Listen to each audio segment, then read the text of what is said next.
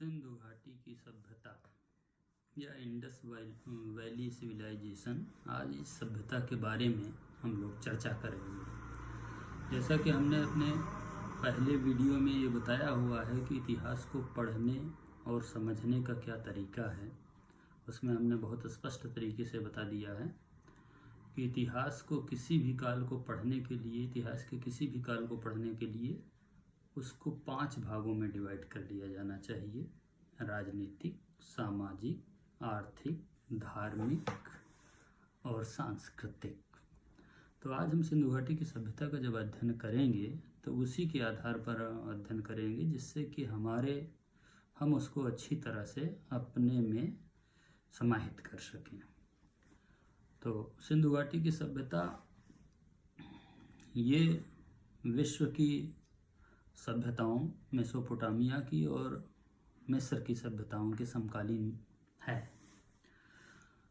सबसे पहले तो ये जानिए कि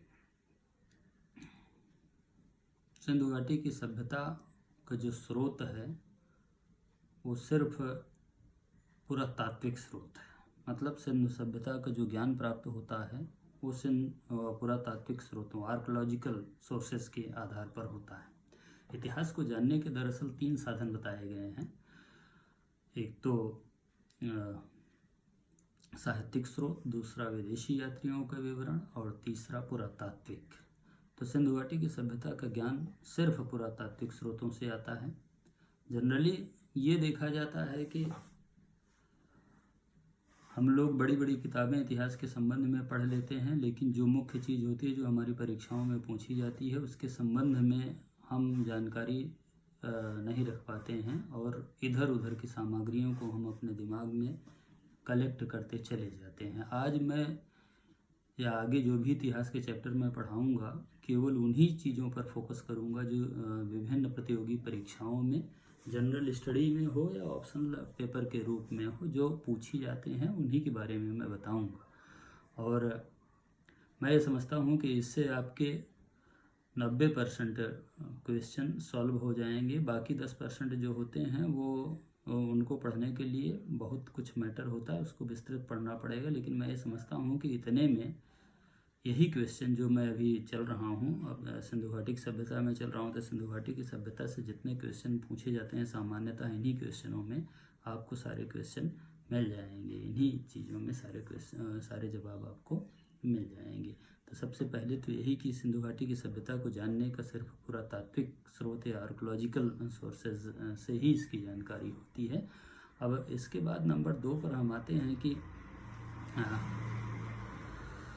आर्कोलॉजिकल सोर्सेज में सबसे पहले तो ये जान लीजिए कि सिंधु घाटी की सभ्यता के आज तक जो स्थल खोजे गए हैं और उन स्थलों पर की खुदाई के बाद जो वस्तुएं प्राप्त हुई हैं, उसी के आधार पर सिंधु घाटी की सभ्यता के 5 सामाजिक, आर्थिक, धार्मिक, राजनीतिक, सांस्कृतिक इतिहास का निर्माण किया जाता है।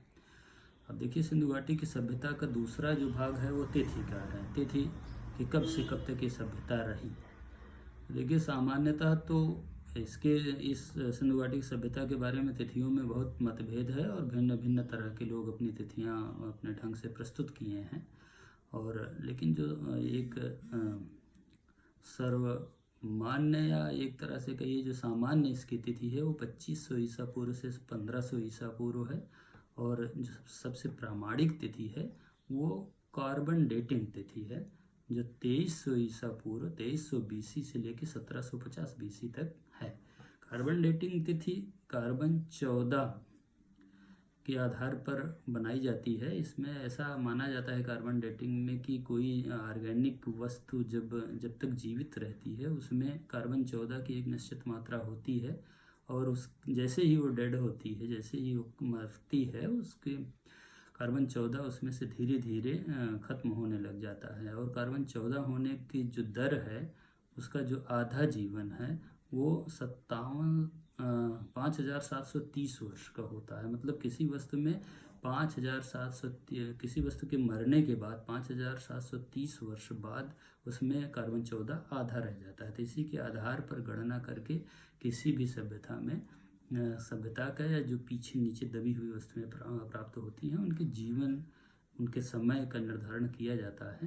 तो इसके आधार पर जो ये सिंधु घाटी की सभ्यता के तिथि का निर्धारण हुआ है वो 2300 ईसा पूर्व से लेकर 1750 ईसा पूर्व माना गया है। अब देखिए अगला जो आता है वो है कि नामकरण, सिंधु घाटी की सभ्यता का नामकरण क्या किया गया है।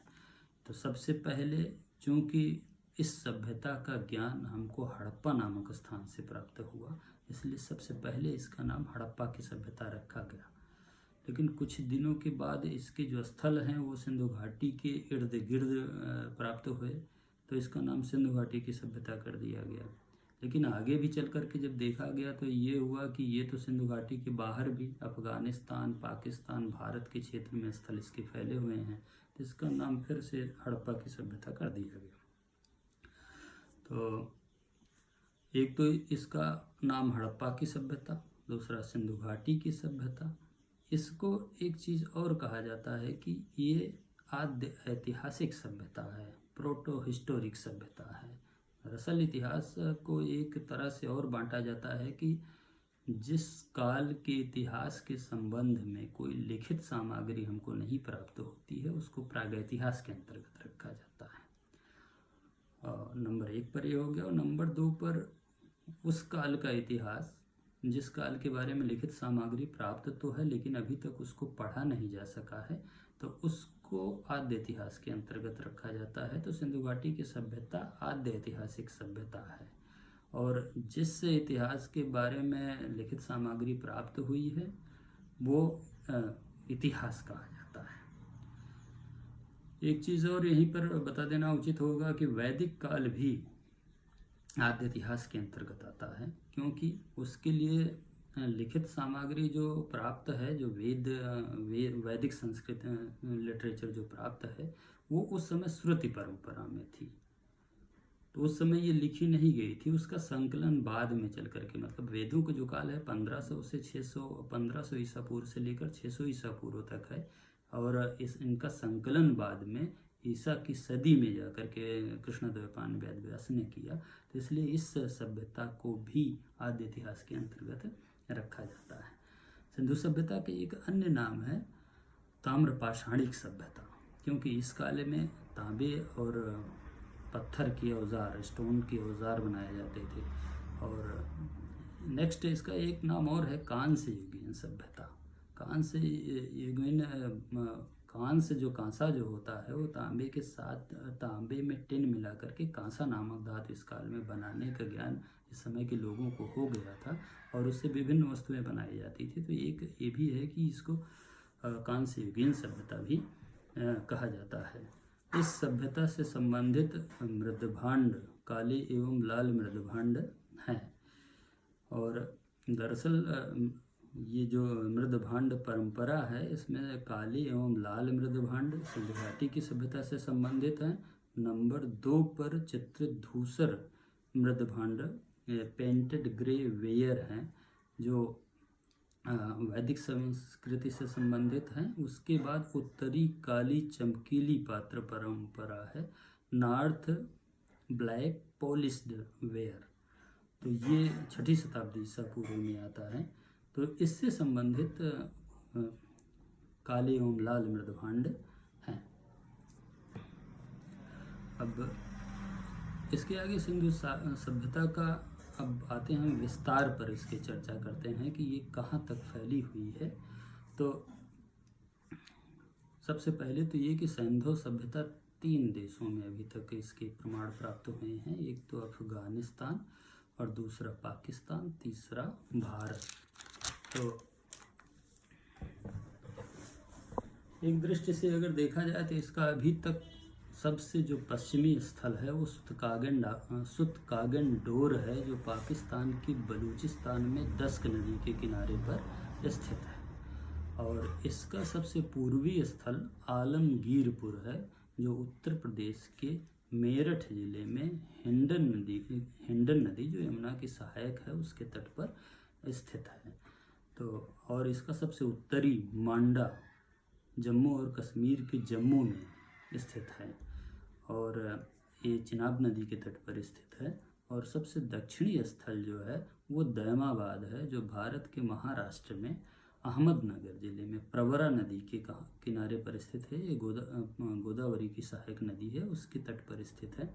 अब देखिए कि इसका विस्तार सुतकागन डोर से लेके आलमगीरपुर और मांडा से लेकर के दैमाबाद तक फैला हुआ है। अब इस बीच में बहुत से स्थल प्राप्त हुए हैं, तो उन स्थलों से जो वस्तुएं मिली हैं उसी के आधार पर सैंधव घाटी की सभ्यता के इतिहास का निर्माण किया जाता है। तो सबसे पहले हम प्रमुख स्थलों के बारे में जान लेते हैं। तो अफगानिस्तान में इसके दो स्थल हैं, मुंडीगाक और सोरतुघई। उसके बाद जब हम आते हैं पाकिस्तान में, तो पाकिस्तान में सबसे पहला स्थल है हड़प्पा। इसका सबसे पहले खुदाई हड़प्पा में हुई है, यद्यपि इसकी जानकारी चार्ल्स मेसन महोदय ने 1826 ईस्वी में ही दे दिया था। ये हड़प्पा पाकिस्तान के पंजाब प्रांत में मांटोगोमरी, जिसका वर्तमान नाम साहिवाल है, उसमें रावी नदी के बाएं तट पर स्थित है। यहाँ पर खुदाई 1921 ईस्वी में सर जॉन मार्शल के निर्देशन में दयाराम साहनी साहब ने और माधव स्वरूप वत्स साहब ने करवाई थी। यहाँ से जो प्रमुख वस्तुएं प्राप्त हुई हैं वो श्रमिकों के रहने के लिए आवास जैसी चीज़ प्राप्त हुई है, जिसको श्रमिक आवास की संज्ञा दी गई।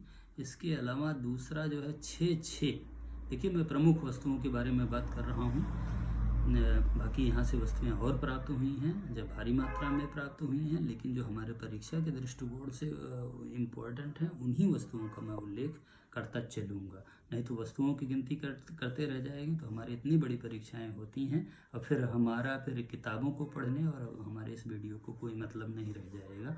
तो अब नेक्स्ट जो प्राप्त है हड़प्पा से वस्तु वो है 6 की संख्या में 2 कतारों में धान्य कोठार, मतलब अन्नागार, जिसमें ये अन्न रखे जाते थे।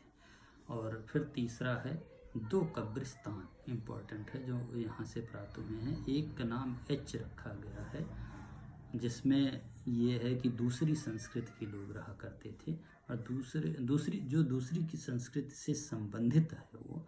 और दूसरा है R37।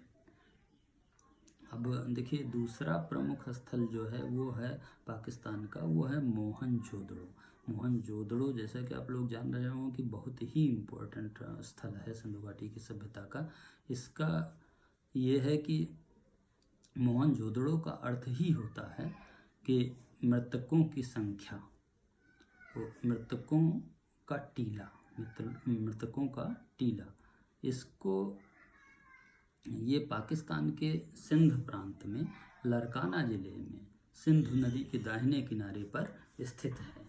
यहाँ पर खुदाई जो करवाई है वो राखाल दास बनर्जी साहब ने करवाई है, 1922 ईस्वी में करवाई है।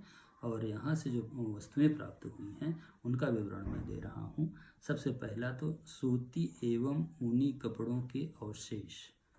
दूसरा विशाल स्नानागार, ये 39 × 23 × 8 फीट की नाप का ये था। ये यहाँ की सबसे उल्लेखनीय इमारत है। तीसरी, यहाँ की ये जितनी चीज़ें चल रही हैं सबसे बहुत ही इम्पोर्टेंट है। तीसरा पशुपति शिव की आकृति वाली एक मुहर प्राप्त हुई है।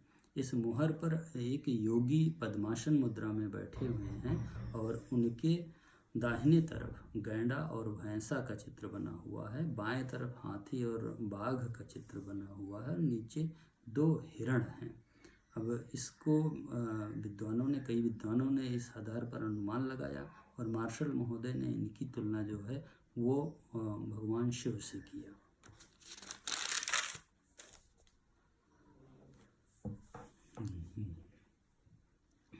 मोहनजोदड़ो से अगली जो वस्तु प्राप्त हुई है वो नर्तकी की कांस्य मूर्ति है जो 14 सेंटीमीटर लंबी है और नग्न है। तीसरा 27 खंडों वाला अन्नागार, 27 खंडों वाला अन्नागार, इसको ग्रैनरी कह लीजिए। ये 150 गुणे 75 फीट की नाप वाला है। अगला है सभा भवन। सभा भवन ये 90 गुणे 90 फीट का है, ये विशाल सभा भवन है। फिर नाव के चित्र वाली एक मुहर प्राप्त हुई है। ये मोहनजोदड़ो से प्राप्त वस्तुओं के बारे की जानकारी है।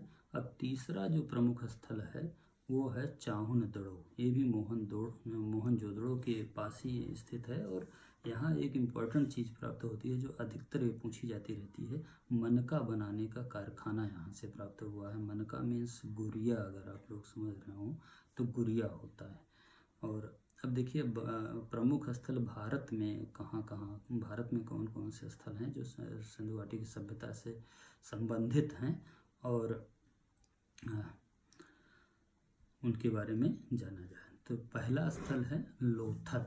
लोथल ये गुजरात के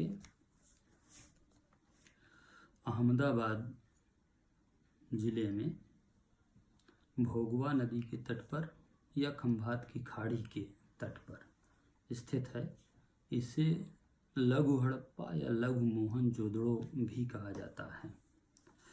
यहाँ खुदाई 1957 में SR राव ने करवाई थी। यहाँ की जो प्रमुख वस्तुएं प्राप्त हुई हैं उसमें सबसे इम्पोर्टेंट जो है ये है कि इसके बंदरगाह होने का साक्ष्य, डॉकयार्ड के साक्ष्य यहाँ से प्राप्त हुए हैं कि यहाँ पर एक बंदरगाह था, एक डॉकयार्ड था।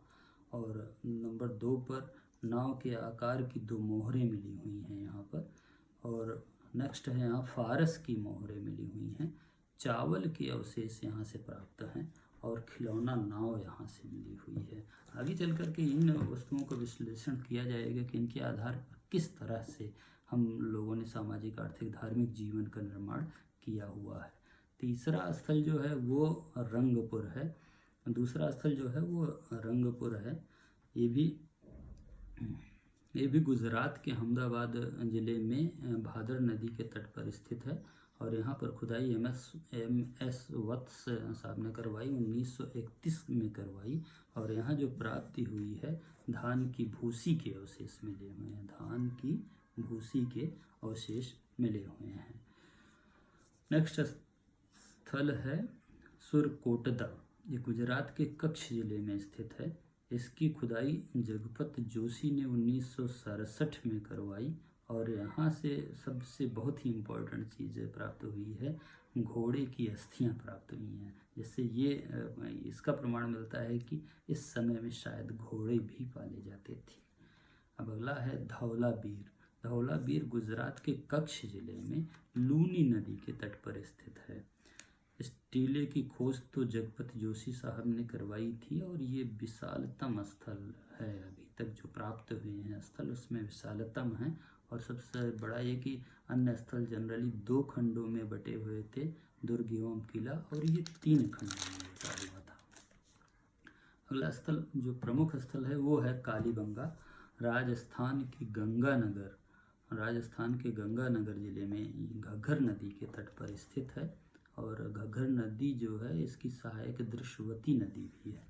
तो खुदाई जो है इसकी 1961 से 69 के बीच में करवाई गई है। उत्खनन करता इसके ब्रजवासी लाल और BK थौपड़ साहब थे।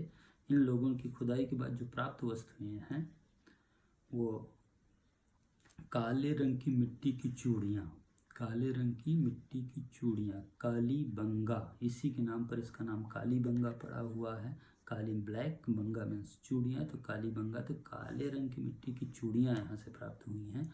हल से जुते हुए खेत के साक्ष्य यहाँ से मिले हुए हैं। हल से जुते हुए खेत के साक्ष्य।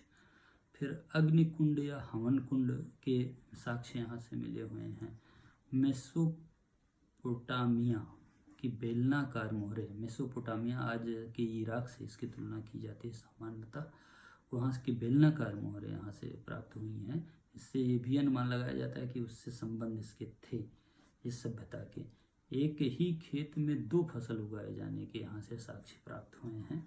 यहाँ से एक प्राक हड़प्पा सभ्यता के साक्ष्य भी मिले हैं। प्राक हड़प्पा सभ्यता मीन्स हड़प्पा की सभ्यता के पहले यहाँ पर कौन सी संस्कृति थी उसके भी साक्ष्य मिले हुए हैं।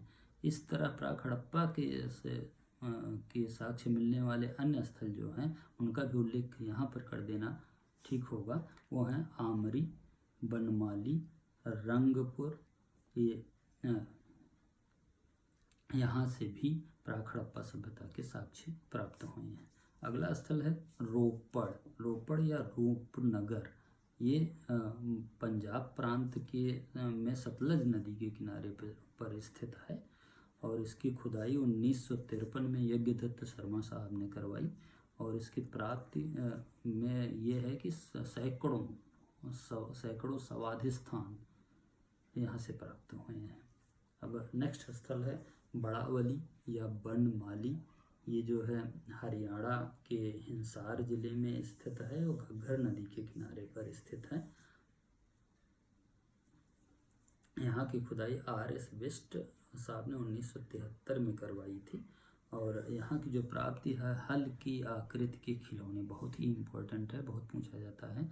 तो इन सब चीज़ों, अब देखिए ये प्रमुख स्थल हैं। वैसे स्थलों की खुदाई और वहाँ से प्राप्त वस्तुएं बहुत सी हैं, लेकिन सबका स्टडी करना हम लोगों के लिए उतना महत्वपूर्ण नहीं है। हमको परीक्षा की दृष्टि से जितना महत्वपूर्ण हो सकता है उन चीज़ों का हमने उल्लेख यहाँ पर किया हुआ है। अब देखिए कि सिंधु घाटी की सामान्य विशेषताएं क्या थी। सामान्य विशेषताओं में जब हम आते हैं तो सबसे पहले तो हमें देखते हैं कि सिंधु घाटी की सभ्यता एक नगरीय सभ्यता थी, नगरीय अर्बन सभ्यता थी और भारत में ये प्रथम नगरीकरण के रूप में भी जाना जाता है। ऐसा है कि इसके बाद की जो सभ्यता वैदिक सभ्यता आती है वो शुरू में तो कबायली संस्कृति की सभ्यता होती है, बाद में वो फिर ग्रामीण सभ्यता होती है। तो द्वितीय नगरीकरण जो हमारा शुरू होता है वो जाकर के शुरू होता है 6ठी शताब्दी ईसा पूर्व में। तो भारत में प्रथम नगरीकरण सिंधु घाटी की सभ्यता, द्वितीय नगरीकरण जो है 6ठी शताब्दी ईसा पूर्व के आसपास फिर से नगरीकरण का शुरुआत होता है।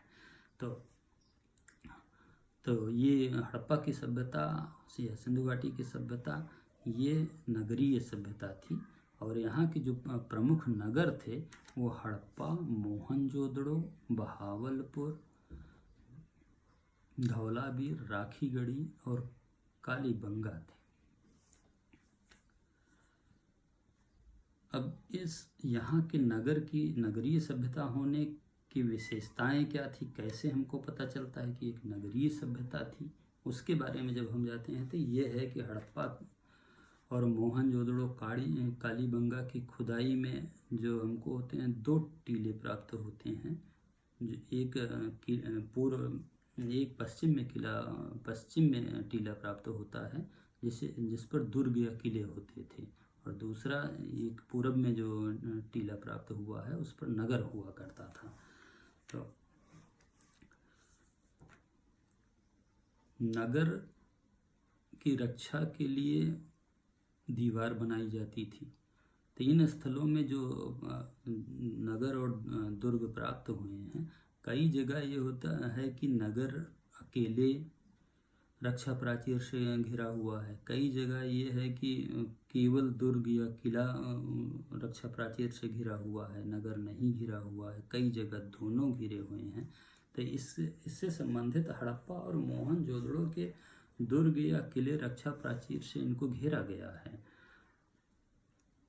और इनका जो नगर क्षेत्र है वो रक्षा प्राचीर से नहीं घिरा था। कालीबंगा में नगर और किला दोनों अलग अलग रक्षा प्राचीर से घिरे थे। लोथल और सुरकोटदा में नगर तथा दुर्ग एक ही रक्षा प्राचीर से घिरे थे। इस चीज़ को ध्यान दीजिए और इनमें से क्वेश्चन अधिकतर बनते हैं। अब देखिए कि दूसरी नगर होने की जो विशेषता थी, सड़कें थी। यहाँ पर मिट्टी की सड़कें बनाई गई थी और एक दूसरे को समकोण पर काटती हुई नगर में फैली हुई थी। मोहनजोदड़ो की एक सड़क तो 33 फीट तक की उसकी लंबाई थी, वैसे सामान्यतः 9 से 12 फीट तक की चौड़ाई इनकी हुआ करती थी सड़कों की। गलियां जो होती थी वो 4 फीट तक चौड़ी होती थी। सड़कों, अब दूसरी विशेषता थी नालियाँ। नालियाँ इनकी प्रमुख विशेषता थी। नालियाँ, सड़कों के दोनों किनारों पर नालियाँ बनाई जाती थी तथा उनको जो है पत्थर की चट्टियों से, मिट्टी की नालियाँ, पकी हुई ईंटों की नालियाँ बनाई जाती थी और पत्थर से इनको ढका जाता था और बीच बीच में जरमुखे बनाए जाते थे। और ये बाद में नालियाँ कहाँ गिरती थी इसका बहुत पता नहीं चलता है, लेकिन नालियाँ इनकी जल निकासी की बहुत खास विशेषता है और ख़ास करके स्लोपी बनाए जाते थे जिससे पानी कहीं इकट्ठा ना होने पाए। देखिए, सिंधु घाटी सभ्यता के जो मकान हुआ करते थे वो प्रायः 2 मंजिले पर बनाए जाते थे। ऊपर जाने के लिए सीढ़ियाँ बनाई जाती थी और एक घर में सामान्यतः 2 कमरे, रसोई घर, कुआं हुआ करता था। लेकिन जो बड़े घर होते थे उसमें मेहमान गृह भी हुआ करता था और ये सब चीज़ें हुआ करती थी। दरवाजे और खिड़कियां इनकी सामान्यतः मुख्य सड़क की ओर नहीं खुलती थी, ये अंदर गली में खुला करती थी। ये इमारतों के निर्माण में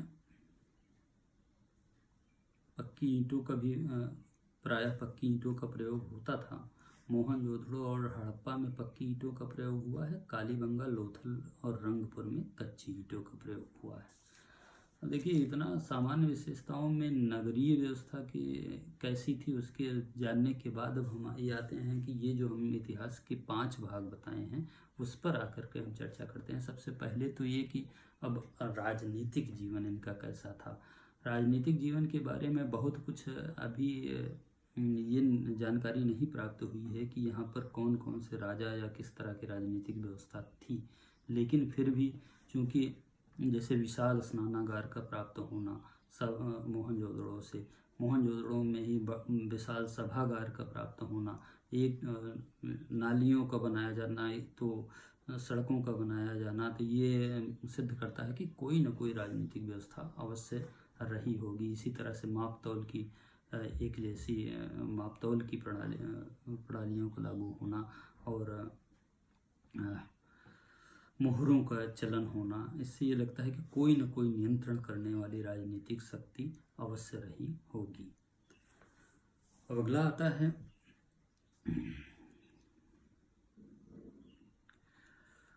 सामाजिक जीवन। सामाजिक जीवन में जो अध्ययन किया जाता है, हमने पहले ही बता रखा है कि इसमें सबसे पहले कि वो समाज का विभाजन था या नहीं था।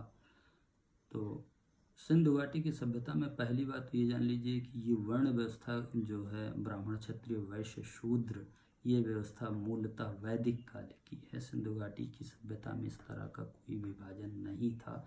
लेकिन कुछ विद्वान फिर भी ये मानते हैं कि बांटे हुए हैं कि नंबर 1 पर विद्वान, नंबर 2 पर योद्धा, 3 पर व्यापारी, चौथे पर शिल्पकार और श्रमिक।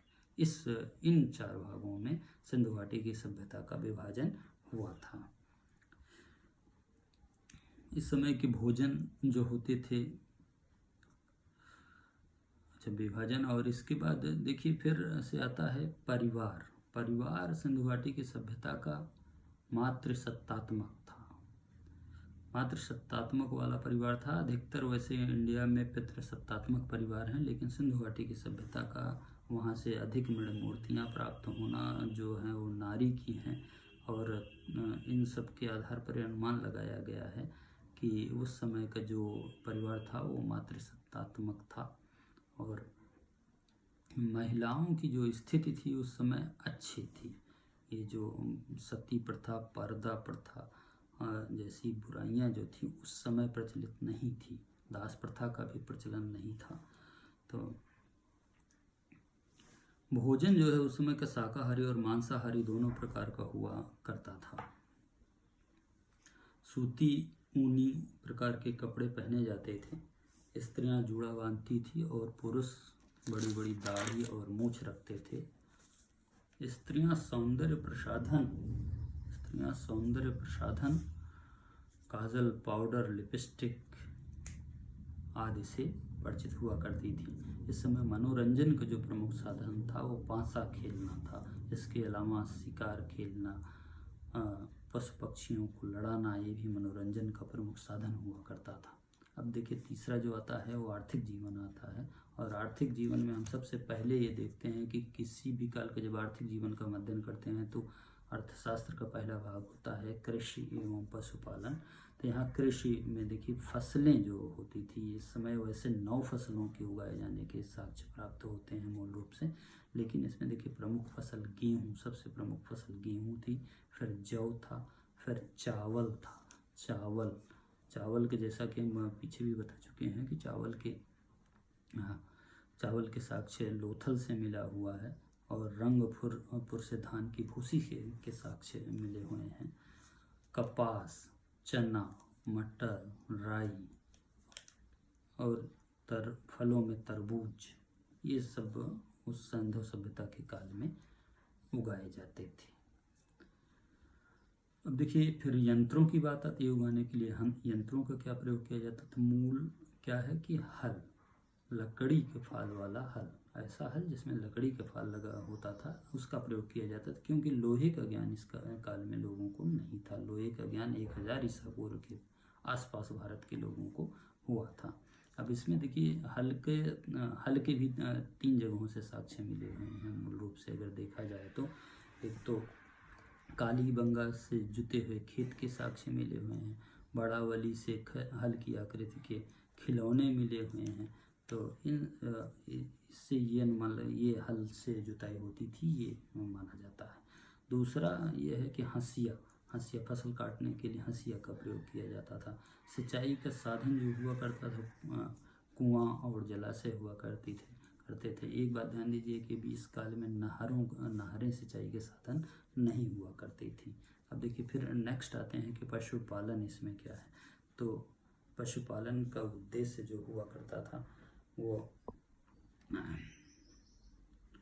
कृषि कार्य एवं बोझा ढोना हुआ करता था, लेकिन कहीं कहीं इनका मांस के लिए भी प्रयोग किया जाता था, दूध के लिए भी प्रयोग किया जाता था। और प्रमुख पाले जाने वाले जो जानवर थे वो बैल, भेड़, कुत्ते, ऊंट, सुअर, बकरी, घोड़ा।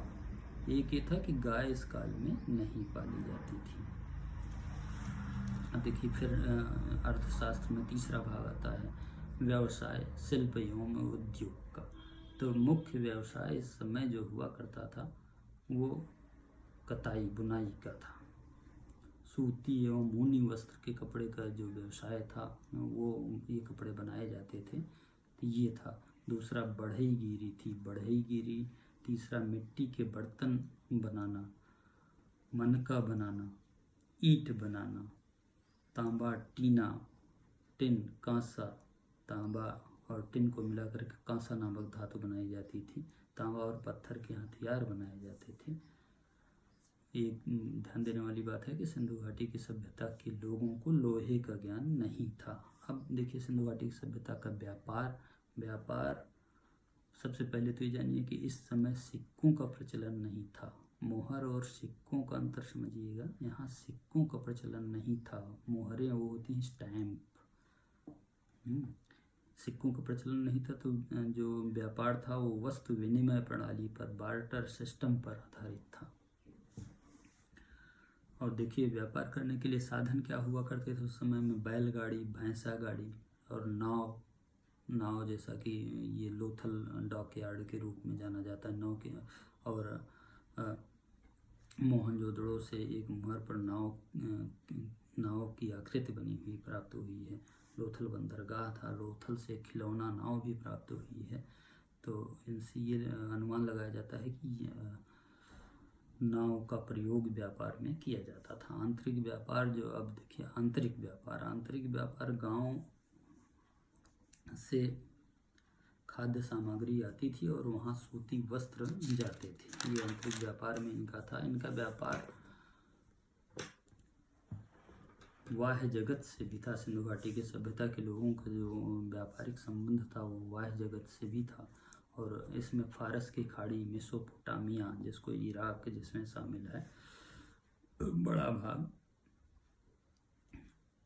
से हुआ करता था। बाहरीन द्वीप एक था, वो व्यापार में बिचौलिए का काम किया करता था। व्यापार की जो प्रमुख वस्तुएं थी वो सूती वस्त्र, सोना दक्षिण भारत से मंगाया जाता था, चांदी ईरान और अफगानिस्तान से मंगाया जाता था, तांबा राजस्थान से मंगाया जाता था, लाजावर्द मणि एक थी, ये बदख्शां अफगानिस्तान से मंगाई जाती थी, देवदार और शिलाजीत मंगाए जाते थे हिमालय क्षेत्र से, शंख और घोंगे फारस की खाड़ी से मंगाए जाते थे, लाल रंग फारस की खाड़ी के द्वीप होर्मुज से मंगाया जाता था।